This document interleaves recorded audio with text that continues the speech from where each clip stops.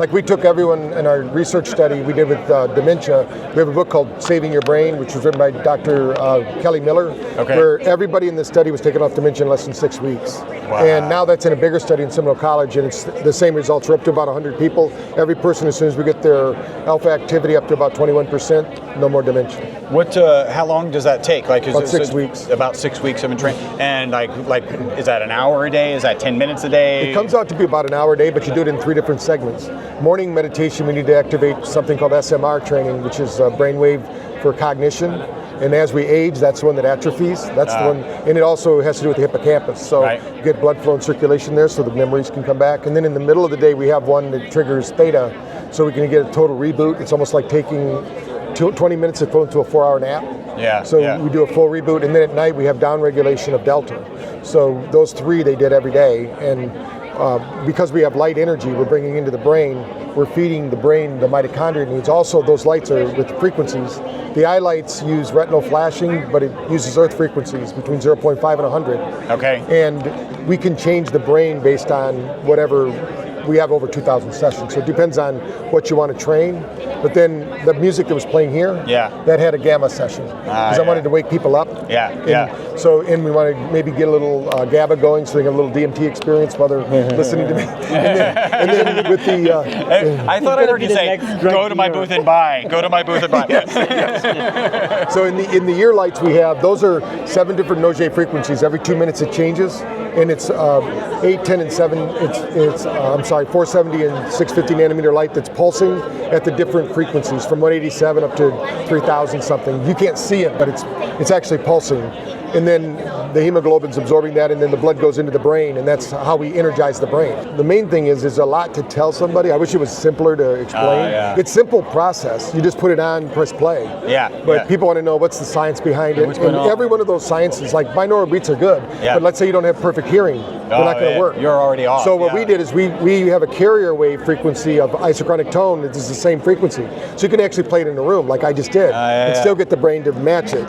And then we also use different rife frequencies to activate different regions of the brain depending upon what the session's about. So people don't need to know all that, but they like to know there's something. Especially in this environment, right? The Biohacking Conference, people want to know that. Yeah, question for you, because recently I've seen someone very high hand talking about science of the binaural beat, and he was talking that all the binaural beat they were using were above the 40 hertz.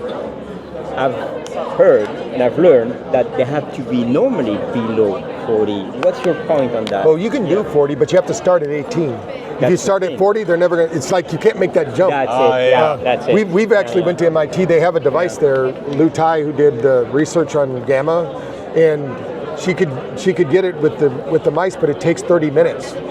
We can do it in 10 minutes because we're going to start at 18 and move them up to 40. Gamma is like the bass drum for the brain, so that you don't need to do it all the time, but if you want to get energized or you want to have like a spiritual experience, that's the session, because gamma will trigger GABA, and GABA is a precursor to DMT, so your brain will produce that.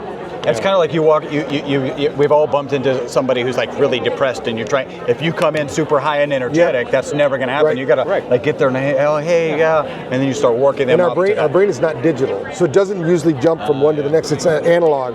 So people. That's why when you're walking through the forest, they call it forest bathing. You don't really feel that relaxed at first, but as you walk, the body sheds off all the stress and tension, and you actually get that neurotransmitter. In the ocean.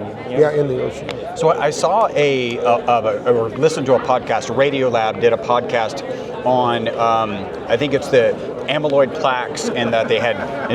You know the one. So that's Lou Tai. That's who I went to visit. Okay, that study. What an amazing study. I love the concept of like, first they genetically modified the rats so their brains would respond to light. Then they injected, like they inserted lights, right, and shown lasers, and then they were able to create. Was it 40 hertz? 40 they did hertz. it just with 40 hertz. But the thing is that people don't respond like that.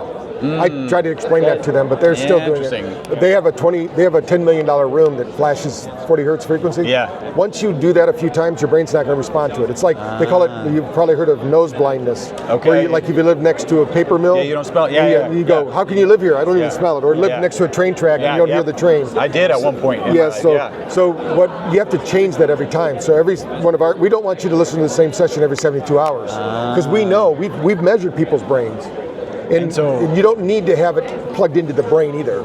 Because the light moves and travels through. That was the next thing that they did is they say, well, let's just it's not practical to genetically modify people and then stick things, LEDs into their brain. So let's see if it worked with light, and they had a similar response. Amazing, like 80% reduction in amyloid plaque, which is crazy. Think of your brain like a transmitter receiver, like a transistor radio. The radio station's not in there. Right. Your conscious is not in there. They did one study I'll do for your listeners. The NIH in 1994 said we have a biosphere. Yeah. And one of the ways they figured that out was a scientist did an experiment with mice, and they had them run a maze, and they systematically took the brain of the mice out until they only had the brain stem. The mice could still run the maze. So they figured out the information is not stored in the brain. The information is stored in the field. Wow. So we have this biosphere, and NIH talks about it all the time now. Doctors don't talk about it because it's not a pill. But when you meditate or you get into these altered states, you actually change that frequency. And so you're changing that frequency, so it actually comes from the inside out. And so you're actually activating that. So all those memories, but we have to change the hardware. So that's where like the devices like the light therapies and things like that, we're trying to tune this device so that we can access the field. If we can access the field, then just like you talk about longevity, when we believe that we're supposed to age the way we are, but cells don't age. I wrote a whole article about there's a whole story about the cells that didn't die. They took a chicken heart, kept it alive for over 30 years, and the only reason it died was the janitor forgot to turn the lights on. Oh wow! But they fed it light. They detoxed it, and they said they could have kept those cells alive forever. Our cells aren't designed to die, but the environment. The environment they're in. I heard that you could, if you literally took the brain of someone out of the case of the skull, it could live forever and stay there like forever without any alteration or whatsoever. When you look like after 50, our brain starts to go like decline. Well, like the mitochondria starts to reduce its capacity to work. If we can absorb light, which is what it's supposed to do, and transmit light, you're transmitting 10 nanometer light right now. We all are. That's why we can be picked up on the video. We're brilliant. So the whole idea is how do we get more energy through the system and stay sane, because some people can overdrive the system too. So you talked about kind of breaking it into multiple sessions. I know, and actually I heard this from my in-laws share, they went to kind of brain camp, and they were talking about how if you're learning how to throw a baseball, you're learning how to do any sort of physical activity, you actually need a full 8 hours of sleep that night to lock it in. And I think Dr. Matthew Walker talks about that.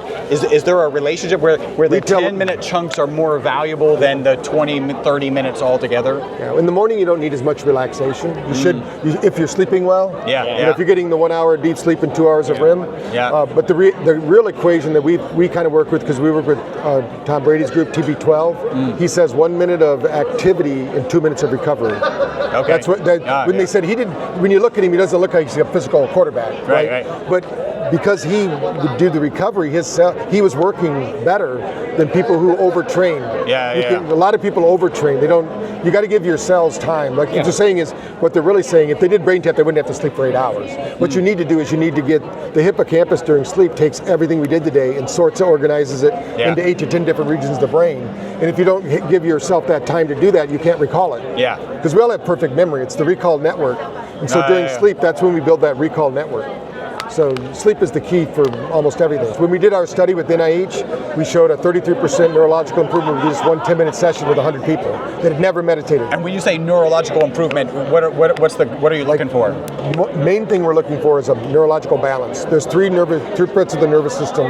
Most people never talk about neurohormonal. That's your physical body. But we have the parasympathetic, sympathetic. Right. So if those three are like a third of the pie, then you're able to it's kind of like being a boxer and you're in the ready position. Somebody throws a jab, you can get it, or whatever. You're ready for whatever happens.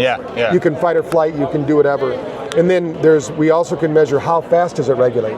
because that's a factor of health and vitality. Right. If you can't regulate, like if you have somebody, let's say somebody. Is that related to HRV in any yes, way? Yeah, exactly. That's where we get there's 9 frequencies we get from the heart, and they can tell us this information. Wow. We actually have for research, we have the panel for it, but most people just like the pictures because we have nice pictures to go with it.